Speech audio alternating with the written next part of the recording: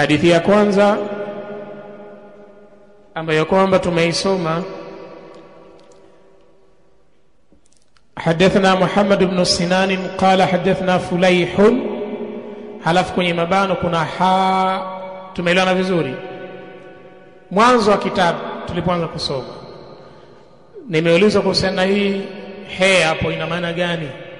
حدثنا محمد بن سنان، tushaiona hiyo hadithi mwanzo, hasa mwanzo wa kitabu, yani tusikia mwanzo tuloanza bismillah kitabul ilm bab fadlil ilm, tukaanza na aya 2, halafu tukaja huo mlango unaofuata kuna hadithi, kuna ha. Tumeiona hiyo iko kwenye mabano.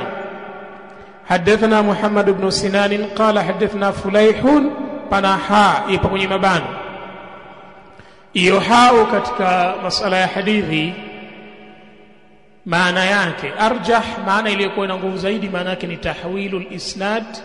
Yani Imam al-Bukhari anasema kwamba hiyo ha maana yake ni sawa kusema sasa anapokea kwa sanadi nyingine.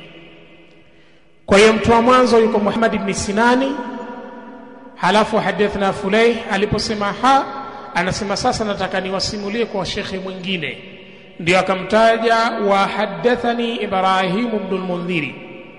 Kwa hiyo ina maana hapo mwalimu wake al-Bukhari wa kwanza ni Muhammad ibn Sinani, wa pili ni Ibrahim ibn al-Mundhiri. Tumeelewana vizuri Ni sawa na kwamba yeye kasimulia kwa mashekhi wawili.